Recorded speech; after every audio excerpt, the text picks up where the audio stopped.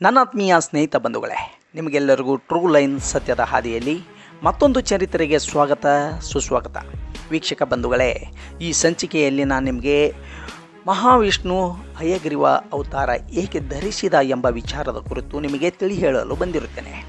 ಸ್ನೇಹಿತರೆ, ಬ್ರಹ್ಮನಿಂದ ವೇದಗಳನ್ನು ಕದ್ದೊಯ್ದು ಮಧು ಮತ್ತು ಕೈಟಬರೆಂಬ ರಾಕ್ಷಸರ ಸಂಹಾರ ಮಾಡಲು ವಿಷ್ಣು ಎತ್ತಿದ ಅವತಾರವೇ ಹಯಗ್ರೀವ ರೂಪ. ಅನಾದಿ ಕಾಲದಿಂದ ಹರಿದು ಬಂದ ಚಿಂತನೆ ಇದಾಗಿದೆ. ಪರಮಾತ್ಮನ ಈ ಹಯಗ್ರೀವ ಅವತಾರ ಲೋಕಕ್ಕೆ ಸಂದಿದ್ದು ವೇದಗಳ ಸಂರಕ್ಷಣೆಗಾಗಿ, ಜ್ಞಾನಾರ್ಜನೆಯ ಶ್ರೇಷ್ಠತೆಯ ಪ್ರತಿಷ್ಠಾಪನೆಗಾಗಿ. ಈ ಕಥೆಯನ್ನು ಒಂದು ರೂಪಕವಾಗಿ ಪರಿಗಣಿಸುವುದಾದರೆ ಪರಿಶುದ್ಧ ಜ್ಞಾನ ಎಂಬ ಶ್ರೇಷ್ಠಕ್ಕೆ ಒಳಪಡುತ್ತದೆ. ರಾಕ್ಷಸೀತತನ ಪ್ರತಿವಾದದ ಅಜ್ಞಾನವೆಂಬ ಕತ್ತಲೆಯ ವಿರುದ್ಧ ಜಯ ಎಂಬ ಸಂದೇಶ ಸಾರುತ್ತದೆ ಈ ಕಥೆಯ ಸಾರಾಂಶ. ಆತ್ಮೀಯ ಸ್ನೇಹಿತ ಬಂಧುಗಳೇ, ಹಯಗ್ರೀವ ಎಂದರೆ ಕುದುರೆಯ ಮುಖ ಉಳ್ಳುವವನು ಎಂಬ ಅರ್ಥ. ಮಹಾವಿಷ್ಣುವಿಗೆ ಈ ಕುದುರೆಯ ಮುಖ ಬಂದ ಹಿನ್ನೆಲೆಯಾದರೂ ಏನು? ದೇವಿ ಪುರಾಣದ ಚಿಂತನೆಗಳಲ್ಲಿ ಹಯಗ್ರೀವ ಎಂಬುವನೊಬ್ಬ ರಾಕ್ಷಸ, ಕಶ್ಯಪ ಪ್ರಜಾಪತಿಯ ಪುತ್ರ. ದುರ್ಗೆಯನ್ನು ಕುರಿತು ತಪಸ್ಸು ಮಾಡಿ ಕೇವಲ ತನ್ನ ಹೆಸರೇ ಉಳ್ಳುವ ಹಾಗೂ ಹಯ್ಯ ಮುಖ ಉಳ್ಳುವನಿಂದ, ಅಂದರೆ ಕುದುರೆಯ ಮುಖ ಉಳ್ಳುವನಿಂದ ತನಗೆ ಸಾವು ಬರಬೇಕು ಅಂತ ಹೇಳಿ ದುರ್ಗೆಯಿಂದ ವರ ಪಡೆದ ರಾಕ್ಷಸ ಇವನು. ಈ ಅಸುರನು ಎಲ್ಲ ಪ್ರಮುಖ ಪೌರಾಣಿಕ ಅಸುರನಂತೆಯೇ ತನ್ನ ರಾಕ್ಷಸ ಪ್ರವೃತ್ತಿಕ ಗುಣಗಳಿಂದಾಗಿ ಋಷಿಮುನಿಗಳಿಗೆ ತೊಂದರೆ ಕೊಡುತ್ತಾ ಅವರನ್ನು ನಾಶ ಮಾಡುವುದು, ಸುರರೊಡನೆ ಕಾದಾಟ ಮಾಡುವುದು, ಇಂದ್ರನನ್ನೇ ಓಡಿ ಹೋಗುವಂತೆ ಮಾಡುವ ಶಕ್ತಿ ಹೊಂದಿದ್ದ ಈತ. ದುಸ್ಸಾಹಸಗಳಿಂದ ಕುಖ್ಯಾತನಾಗಿದ್ದ. ಈತನ ದುಷ್ಕೃತ್ಯಗಳು ಇಷ್ಟಕ್ಕೆ ನಿಲ್ಲದೆ ಈತ ಬ್ರಹ್ಮನಿಂದ ವೇದಗಳನ್ನೇ ಕದ್ದುಕೊಂಡು ಹೋಗಿದ್ದ. ಇಂತಹ ಪರಿಸ್ಥಿತಿಗಳಲ್ಲಿ ಸಂಕಟ ಬಂದಾಗ ವೆಂಕಟರಮಣ ಎಂಬಂತೆ ಎಲ್ಲ ದೇವತೆಗಳು ಮಹಾವಿಷ್ಣುವಿನ ಮೊರೆ ಹೋಗುತ್ತಾರೆ. ದೇವತೆಗಳ ಪ್ರಾರ್ಥನೆಗೆ ಓಗೊಟ್ಟ ಮಹಾವಿಷ್ಣು ಹಯಗ್ರೀವನ ಜೊತೆ ಯುದ್ಧಕ್ಕೆ ಹೊರಟು ಹೋಗುತ್ತಾನೆ. ಸುದೀರ್ಘ ಅವಧಿಯವರೆಗೆ ಅಸುರ ಹಯಗ್ರೀವನ ಜೊತೆ ಸೆಣಸಿದ ವಿಷ್ಣುವಿಗೆ ಆತನನ್ನು ಕೊಲ್ಲಲು ಆಗುವುದಿಲ್ಲ. ಈ ನಿರಂತರ ಹೋರಾಟದಿಂದ ಶ್ರೀಮನ್ನಾರಾಯಣನಿಗೂ ಬಳಲಿಕೆಗಳು ಮೂಡಿಬಂತು.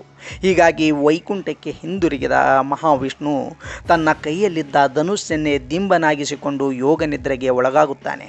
ಯುದ್ಧದಲ್ಲಿ ಮಹಾವಿಷ್ಣು ತನ್ನನ್ನು ಸೋಲಿಸಲಾಗದೆ ಹಿಂತೆಗೆದ ರೀತಿ ಅಸುರ ಹಯಗ್ರೀವನಲ್ಲಿ ಸಾವಿನ ಭೀತಿಯನ್ನೇ ದೂರ ಮಾಡಿತ್ತು. ಹೀಗಾಗಿ ಆತ ಮತ್ತಷ್ಟು ಅಟ್ಟಹಾಸದಿಂದ ದೇವತೆಗಳ ಲೋಕಕ್ಕೆ ಅಡ್ಡಿ ಇಟ್ಟ.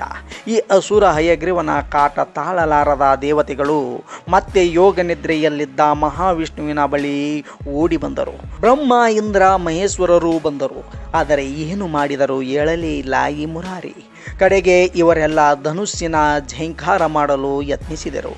ಆ ಕ್ಷಣದಲ್ಲಿ ನಡೆದ ಅತಾಚುರ್ಯದಿಂದ ಆ ಧನುಸ್ಸಿನ ಕಂಬಿ ಯೋಗ ನಿದ್ರೆಯಲ್ಲಿದ್ದ ವಿಷ್ಣುವಿನ ಕತ್ತನ್ನು ಕೊಯ್ದಿತ್ತು. ಈ ಪರಿಸ್ಥಿತಿಯಿಂದಾಗಿ ವಿಷ್ಣು ಕುತ್ತಿಗೆ ಇಲ್ಲದಂತಾದನು. ಈ ಪರಿಸ್ಥಿತಿಯನ್ನು ನೋಡಿದ ದೇವತೆಗಳೆಲ್ಲರೂ ಕಂಗಾಲಾಗಿ ಬಿಟ್ಟರು. ಇದೀಗ ದೇವತೆಗಳ ಸಹಾಯಕ್ಕೆ ಬಂದದ್ದು ಮಹಾಮಾಯೆ ದೇವಿಯಾದ ದುರ್ಗೆ. ತಾನು ಅಸುರ ಹಯಗ್ರೀವನಿಗಿತ್ತ ವರವನ್ನು ಪಾಲಿಸಲು ನಾನು ಹೂಡಿದ ಮಾಯೆ ಇದು ಅಂತ ಹೇಳಿ ದೇವತೆಗಳಿಗೆ ಭರವಸೆ ಇಟ್ಟಳು. ತಾಯಿ ದುರ್ಗೆಯು ಶ್ವೇತಹಯದ ಮುಖವೊಂದನ್ನು ವಿಷ್ಣುವಿನ ದೇಹಕ್ಕೆ ಅಂಟಿಸಲು ಬ್ರಹ್ಮದೇವನಿಗೆ ಅಣತಿ ಇತ್ತಳು. ತದನಂತರ ಯೋಗ ನಿದ್ರೆಯಿಂದ ಹೊರಬಂದ ವಿಷ್ಣು ಅಸುರ ಹಯಗ್ರೀವನನ್ನು ಸಂಹರಿಸಿ ಹಯಗ್ರೀವ ದೇವನಾದನು. ಹೀಗೆ ಮೂಡಿಬಂದ ಹಯಗ್ರೀವ ಅವತಾರ ಬರೀ ಹಿಂದೂಗಳಿಗೆ ಮಾತ್ರವಲ್ಲದೆ ಬೌದ್ಧರಿಗೂ ಪ್ರಿಯವಾಗಿದ್ದಾನೆ ಎಂಬ ಮಾತಿದೆ. ಈತ ಧ್ಯಾನಾರ್ಜನೆಯ ಮಾರ್ಗದಲ್ಲಿ ಬರುವ ತೊಡಕುಗಳನ್ನು ನಿವಾರಣೆ ಮಾಡುವವನು. ಇನ್ನೊಂದು ಕಥೆಯ ಪ್ರಕಾರ ಒಮ್ಮೆ ಮಹಾವಿಷ್ಣು ಲಕ್ಷ್ಮಿಯೊಂದಿಗೆ ಸರಸವಾಡುತ್ತಿದ್ದಾಗ ಹರಿಯ ಹಾಸ್ಯದಿಂದ ಸಿಟ್ಟಾದ ಲಕ್ಷ್ಮಿ ನಿನ್ನ ತಲೆ ಉರುಳಿ ಹೋಗಲಿ ಎಂದು ಶಾಪ ಕೊಟ್ಟಿರುತ್ತಾಳೆ. ಈ ಶಾಪದಿಂದಲೂ ಸಹ ವಿಷ್ಣುವಿನ ತಲೆ ಉರುಳಿ ಹೋಗಿರುತ್ತದೆ. ವಾದಿರಾಜರಿಗೂ ಹಾಗೂ ಹಯಗ್ರೀವ ಮೂರ್ತಿಗೂ ಇರುವ ಸಂಬಂಧವನ್ನು ಹುಡುಕುತ್ತಾ ಹೋದರೆ ಒಂದು ದಿನ ಉಡುಪಿಯಲ್ಲಿ ಒಬ್ಬ ಅಕ್ಕಸಾಲಿಗ ಚಿನ್ನದ ಗಣೇಶನ ಮೂರ್ತಿಯನ್ನು ಮಾಡ್ತಾ ಇದ್ದ. ಏನೇ ಮಾಡಿದರೂ ಗಣೇಶನ ಮೂರ್ತಿ ಅದು ಆನೆ ಮುಖವಾಗದೆ ಕುದುರೆ ಮುಖವಾಗ್ತಿತ್ತು. ಕಡೆಗೆ ಬೇಸರಗೊಂಡ ಅಕ್ಕಸಾಲಿಗ ಆ ಮೂರ್ತಿಯನ್ನು ಕಸದ ಬುಟ್ಟಿಗೆ ಹಾಕಿಬಿಡ್ತಾನೆ. ಅದೇ ದಿನ ರಾತ್ರಿ ಉಡುಪಿಯ ವಾದಿರಾಜ ಮಠದ ಸ್ಥಾಪಿತರಾದ ವಾದಿರಾಜರ ಕನಸಿನಲ್ಲಿ ಮಹಾವಿಷ್ಣು ಪ್ರತ್ಯಕ್ಷನಾಗಿ, ನೋಡು ವಾದಿರಾಜ, ಕುದುರೆಯ ಮುಖನಾದ ನನ್ನನ್ನು ಅಕ್ಕಸಾಲಿಗ ಧೂಳಿನಲ್ಲಿ ಬಿಸಾಕಿ ನಿರ್ಲಕ್ಷಿಸಿ ಬಿಟ್ಟಿದ್ದಾನೆ. ನೀನು ನನ್ನ ಈ ವಿಗ್ರಹಕ್ಕೆ ಸೂಕ್ತ ವ್ಯವಸ್ಥೆ ಒದಗಿಸು ಎಂದು ಆದೇಶಿಸಿದರು. ಭಗವಾನರ ಮಾತಿನಂತೆ ಆ ಹಯಗ್ರೀವ ಮೂರ್ತಿಯನ್ನು ಕಂಡ ವಾದಿರಾಜರು ಆನಂದಭರಿತರಾಗಿ ಈ ಮೂರ್ತಿಯನ್ನು ಆರಾಧನೆಗೆ ಕೈಗೆತ್ತಿಕೊಳ್ಳುತ್ತಾರೆ. ಈ ದೇವರು ಮಠಕ್ಕೆ ಆಗಮಿಸಿದ ಮೇಲೆ ವಾದಿರಾಜರು ದಿನಾ ಕಡಲೆ, ಬೆಲ್ಲ, ತೆಂಗಿನಕಾಯಿ ಪ್ರಸಾದನವನ್ನು ದೊಡ್ಡ ಹರಿವಾಣದಲ್ಲಿ ಬೆರೆಸಿ ಭಕ್ತಿಯಿಂದ ತಮ್ಮ ತಲೆಯ ಮೇಲೆ ಇಟ್ಕೊಳ್ತಿದ್ದರಂತೆ. ಸ್ವಯಂ ಹಯಗ್ರೀವ ದೇವರ ಕುದುರೆಯಾಗಿ ಬಂದು ತಮ್ಮೆರಡು ಕಾಲುಗಳನ್ನು ವಾದಿರಾಜರ ಭುಜದ ಮೇಲಿಟ್ಟು ಪ್ರಸಾದವನ್ನು ಸ್ವೀಕರಿಸುತ್ತಿದ್ದರಂತೆ. ಇಂತಹ ಚಿತ್ರಪಟಗಳನ್ನು ನಾವು ಹಲವಾರು ದೇವಾಲಯಗಳಲ್ಲಿ ಇಂದಿಗೂ ಕಾಣುತ್ತೇವೆ. ಹೀಗೆ ಮತ್ತೋರ್ವ ಶ್ರೀ ವೈಷ್ಣವ ಆಚಾರ್ಯರಾದ ವೇದಾಂತ ದೇಶಿಕರಿಗೂ ಸಹ ಹಯಗ್ರೀವರು ತಮ್ಮ ದರ್ಶನವನ್ನು ಕೊಟ್ಟಿದ್ದಾರೆ. ಅದು ಯಾವ ರೀತಿ ಪ್ರಸಂಗವೆಂದರೆ, ಆಚಾರ್ಯರಾದ ವೇದಾಂತ ದೇಶಿಕರು ತೀರ್ಥಯಾತ್ರೆ ಮುಗಿಸಿ ಕಂಚಿಗೆ ವಾಪಸ್ಸಾಗುತ್ತಿದ್ದರು. ರಾತ್ರಿ ಪಯಣ ಬೇಡವೆಂದು ಮಾರ್ಗ ಮಧ್ಯದಲ್ಲಿ ಶ್ರೀಮಂತ ಧಾನ್ಯ ವ್ಯಾಪಾರಿಯೋರ್ವನ ಮನೆಯಲ್ಲಿ ವಿಶ್ರಮಿಸಿದರು.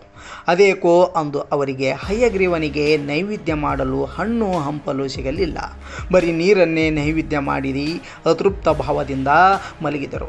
ಮಧ್ಯರಾತ್ರಿಯಲ್ಲಿ ದೇಶಿಕರನ್ನು ಎಬ್ಬಿಸಿದ ಶ್ರೀಮಂತ, ನಿಮ್ಮ ಬಿಳಿ ಕುದುರೆ ನನ್ನ ಉಗ್ರಾಣದಲ್ಲಿದ್ದ ಕಡಲೆ, ಹೆಸರು, ಹುರುಳಿ ಕಾಳುಗಳನ್ನು ತಿಂದು ಹಾಕುತ್ತಿದೆ. ದಯವಿಟ್ಟು ಬಂದು ಅದನ್ನು ಕಟ್ಟಿ ಹಾಕಿ ಎಂದು ಎಬ್ಬಿಸಿದನಂತೆ.